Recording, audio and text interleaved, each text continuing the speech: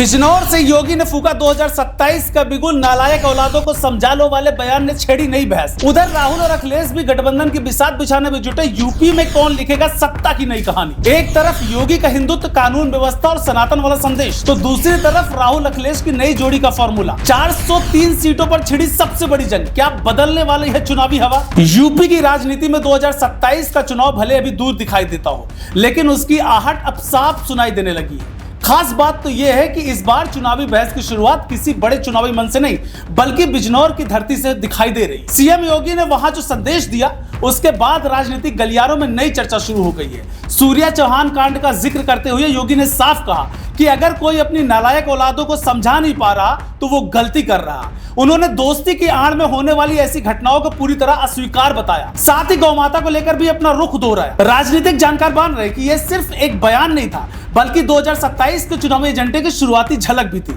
जिसने अखिलेश राहुल को भी एक्टिव कर दिया है। लेकिन कहां पर पेच फंसा है, चलिए आपको सब कुछ इस वीडियो में पूरे डिटेल के साथ बताते हैं। नमस्कार, मेरा नाम है संदीप ओझा और आप देख रहे हैं नाउ उत्तर प्रदेश। दरअसल भाजपा अच्छी तरह से जानती है कि उत्तर प्रदेश की राजनीति में हिंदुत्व, कानून व्यवस्था और विकास का मिश्रण उसके लिए सबसे बड़ा चुनावी हथियार रहा है।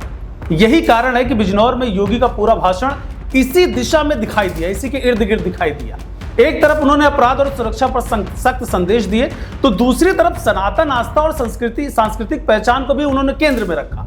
भाजपा की रणनीति साफ दिखा रही है कि वो अपने कोर वोटर को लगातार जोड़े रखना चाहती। पार्टी का भी मानना है कि अयोध्या में राम मंदिर, काशी के विकास, धार्मिक पर्यटन और कानून व्यवस्था की सख्ती जैसे मुद्दे को आज भी जनता के बड़े वर्ग को प्रभावित करते हैं। अब यही वजह है कि योगी का हर दौरा अब राजनीतिक नजरिए से भी देखा जाने लगा है। लेकिन दूसरी तरफ विपक्ष भी चुप नहीं बैठा है। समाजवादी पार्टी और कांग्रेस के बीच गठबंधन को लेकर चर्चाएं तेज हो चुकी हैं। खबर तो यह भी है कि समाजवादी पार्टी ने अपने नेताओं से राय लेने तक शुरू कर दिया है कि कांग्रेस को कौन कौन सी सीटें हैं जो दी जा सकती है। चर्चा तो है कि 60 से 80 सीटों के बीच की है, जबकि कांग्रेस की शुरुआती जो मांग है वो 120 सीटों तक बताई जा रही है। यानी 2024 लोकसभा चुनाव वाला मॉडल फिर से दोहराने की कोशिश हो रही है। राहुल गांधी और अखिलेश यादव दोनों जानते हैं कि अगर भाजपा को चुनौती देनी है तो विपक्षी वोटों का बिखराव रोकना होगा।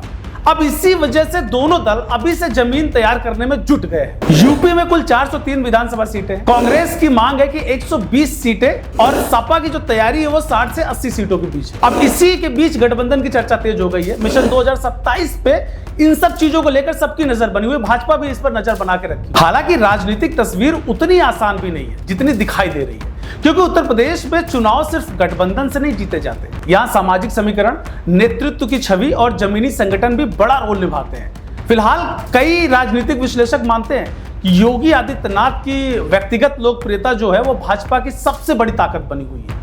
खासकर महिला सुरक्षा, कानून व्यवस्था और सख्त प्रशासन की छवि भाजपा को लगातार फायदा पहुंचाती रही है। यही कारण है कि विपक्ष महंगाई, बेरोजगारी और बिजली संकट जैसे मुद्दे को उछालकर मुकाबले को बराबरी पर लाने की कोशिश कर रही है। लेकिन भाजपा का जो फोकस है वो अभी भी हिंदुत्व और सुशासन के मिश्रण पर बना हुआ है। उधर अखिलेश यादव भी जानते हैं कि 2027 की लड़ाई सिर्फ नारों से नहीं जीती जा सकती है भाई। यही वजह है कि वो लगातार पीडीए फॉर्मूले को मजबूत करने में लगे हैं। इधर भाजपा ने भी अपना पत्ता खोल दिया है। अब समाजवादी पार्टी की बात करो तो पिछड़ा, दलित और अल्पसंख्यक वोट बैंक को जोड़ने की कोशिश जो है वो तेज हो चुकी है। दूसरी तरफ भाजपा गैर यादव, पिछड़े, दलित और महिला और हिंदुत्व समर्थक वोटों को एकजुट करने की रणनीति पर काम कर रही है। यानी दोनों पक्ष अपनी अपनी ताकत के साथ मैदान में उतर चुके हैं। यही कारण है कि आने वाले महीनों में राजनीतिक बयानबाजी और तेज होने की संभावना दिख रही है। लड़ाई और तगड़ी दिख सकती है इन दोनों पार्टियों के बीच में। बड़ा सवाल यही है कि क्या बिजनौर से निकला योगी का संदेश 2027 का चुनावी हवा तय करेगा। क्या हिंदुत्व, कानून व्यवस्था और सनातन की राजनीति एक बार फिर भाजपा को बढ़त दिला पाएगी, या फिर राहुल गांधी और अखिलेश यादव की कोई नई चुनावी बिसात मुकाबले को पूरी तरह से ध्वस्त कर देगी, यूं कहें कि बदल देगी। फिलहाल इतना जरूर है कि योगी ने चुनावी यज्ञ में पहली आहुति थी वो डाल दी। दूसरी तरफ राहुल और अखिलेश भी अपनी रणनीति को अंतिम रूप देने में जुट गए हैं। यानी उत्तर प्रदेश की सियासत अब पूरी तरह चुनावी मोड में प्रवेश कर चुकी है और आने वाले दिनों में यह लड़ाई और ज्यादा दिलचस्प होने वाली है। देश दुनिया की हर बड़ी, सटीक और भरोसेमंद खबर देखने के लिए अभी विजिट करें हमारे वेबसाइट nowuttarpradesh.com और nownoida.com पर, क्योंकि यहाँ आपको सिर्फ सुर्खियां नहीं बल्कि पूरी जानकारी मिलेगी।